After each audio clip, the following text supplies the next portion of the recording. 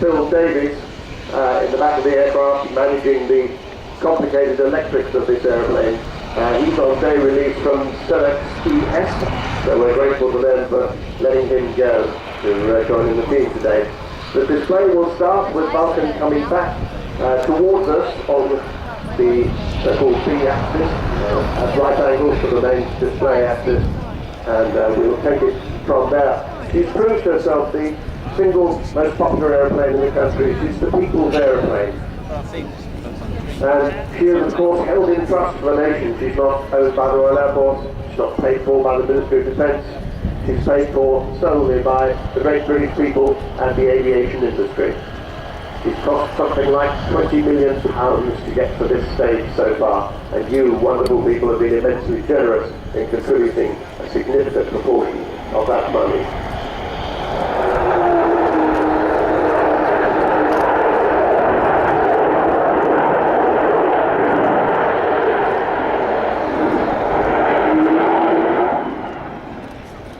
Spirited wing over there from Bill Ramsey. So this aircraft was first of all thought of, the Vulcan, immediately after the war. The wonderful Roy Chadwick, who designed the Lancaster, drew on a scruffy piece of paper which still exists, a shape which is recognisable as Vulcan in 1946. Now that was only 5 years after the Lancaster first flew, which is quite extraordinary because when you look at this aircraft and you compare it to the Lancaster, they might have come from different centuries. She first flew in 1952, so that was only 11 years after the Lancaster first flew. So last year we were celebrating the Diamond Jubilee of the first flight of Vulcan, along with, of course, Her Majesty's Diamond Jubilee. And every time she flew last year we had permission to say that it was in celebration of Her Majesty's Diamond Jubilee. Engines producing quite a lot of unburned fuel out of the back. It comes back towards us, and if you look at the underside of the aircraft, you'll see the bomb bay doors opening shortly. There they go now.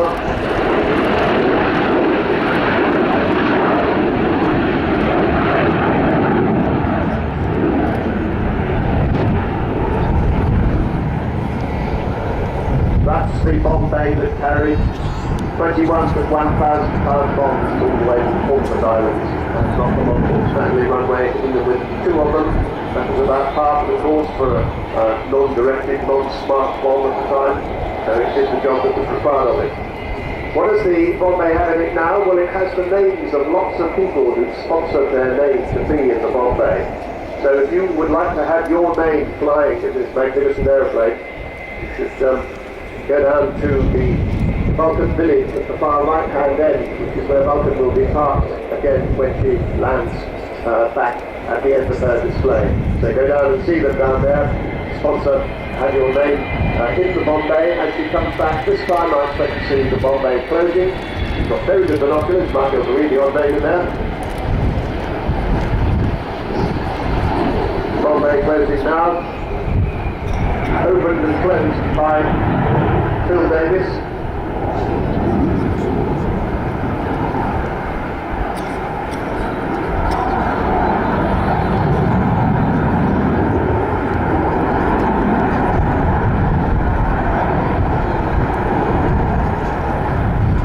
Phil Davies as the air electronics operator.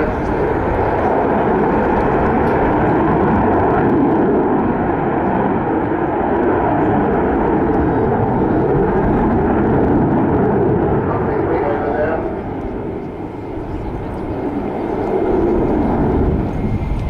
I was saying that after she left the Royal Air Force in 1993, nobody thought that the Vulcan would ever fly again. But because the wonderful Vulcan family bought the last one, this aircraft, the last one in our air service, and looked after her until along came Dr. Robert Fleming, who started up the Vulcan to the Sky Trust, which is the charity that still runs her to this day. She was helped by a 2.7 million Heritage Lottery grant. They refused it first time round. They said we're going to do things that move. Second time round they gave the money, and since then it's cost another 16, 17 million pounds to get into this stage. Lots of help from very generous donors, including lots of people here. But people like Sir Jack Hayward and enormous generosity of Eddie Forrester and Aerobus. Support from the Civil Aviation Authority, many other companies, many owners.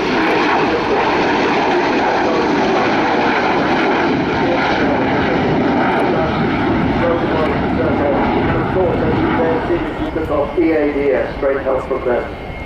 Marshall Aerospace and the Engineering Authority, they have of course had to satisfy the Civil Aviation Authority that they have all the necessary capabilities and experience to be the authority for this globally unique restoration of a military aircraft. Marshall Aerospace has been there for Vulcan doing this essential work since 1999. Despite all that help, it's still costing £2 million a year to run the whole shebang. So the charity has to raise £38,500 every week.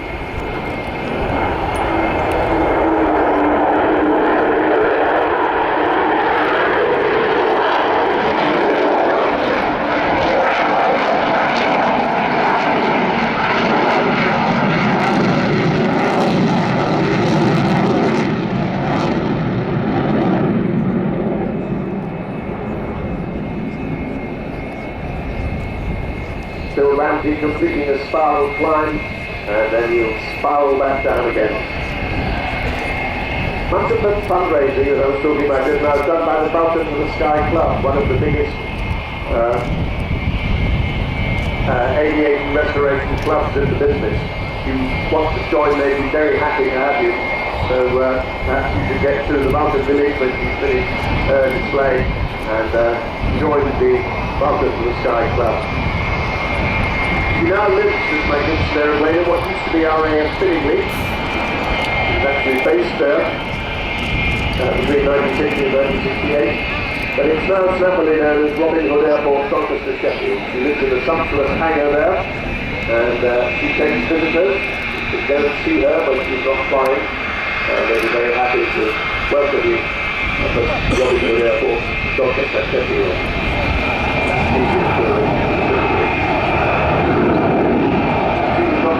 Now I don't think that means she's landing straight away, but we will see another slow fly past. We'll be able to check on the colour scheme. He has the Lincoln coat of arms on the tail fin. Representing, of course, the picture being the bomber alley of the Royal Air Force. He also has the Panther's head of #1 group of bomber command on the nose, because he does represent all the Vulcan squadrons in the 1970s. 9, 12, 27, 35, 44, 50, 83, 101, and of course 617. We're having a special celebration of 617 later today. I should say somebody who's not on board today is Kevin Capstone, the crew chief of the chief engineer. He always says 558, says 558, he says 580. I was questioned the other day as to why I always refer to her as she. Well, Casper is quite frankly the definitely to her. She is very high maintenance. She requires a lot of looking after.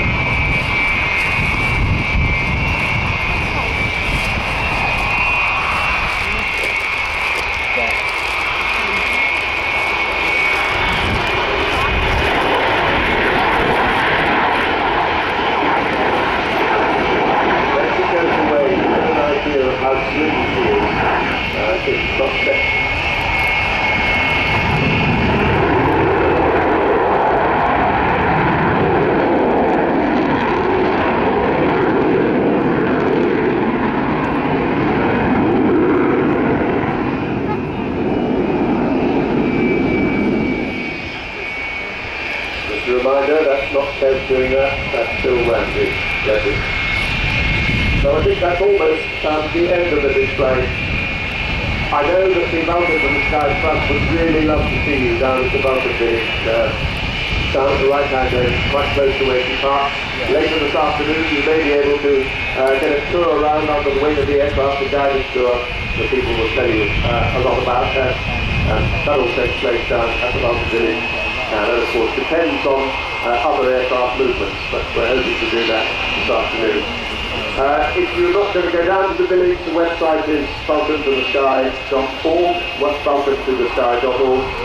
You can contribute money this very moment by getting out your mobile and sending a text. You text the word, the letters and figures, VULT 133, VULT 133, to the number 770, 70070. So text VULT 133, VULT 133 to the number 70070.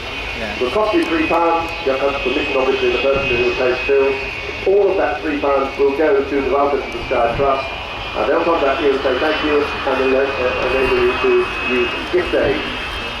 As she comes in for her final approach, up to the left, because this is a very long runway here, I doubt we will see the braking parachute, which is rather a shame, it's a magnificent thing to see, but she doesn't need it on this nice long runway. But I suspect we will see Bill keeping the nose wheel up for as long as he can, allowing the great size of those delta wings to hit the oncoming airflow and slow her down without even troubling the brakes very much on her 16 main wheels. I can see her just touching down now. So, once more, thank you to everybody who has supported this magnificent aeroplane. We're immensely proud to be able to continue to display her in front of you. We did think this was going to be her last year. There's something called Operation 2015, which may well mean that she goes on flying until the end of the 2015 season. More about that to be found out down at the Vulcan Village or on the website. Look at that. Air brakes out, nose wheel held high, just dropping down as she passes by. Thank you very much for being with us. Please do go down to the Vulcan Village. We'll look forward to seeing you there. And thank you to Fairford for letting us give you XH558 Super Display. Thank you very much indeed, Sean. How is the Operation 2015 going? It's going very well, Fred. What they've decided is that they need the money to conduct this modifications to the leading edge wing. Which is required at the end of this season. We didn't think we were going to be able to afford probably another 400 grand, but people have said we'll try and make the money, and people are being asked to pledge money, not to pay anything at the moment. The decision will be taken at the end of the season, October, November time, and if there's enough money, then she will go on for another 2 years until the end of 2015, so it's well worth getting involved with that. Terrific. Sean Mather, thank you very much indeed. Good to see you as ever. The Vulcan then taxiing off. Do, as Sean said, get yourself over to the Vulcan Village and find out how you can support XH558. Now, next up, we have the Italian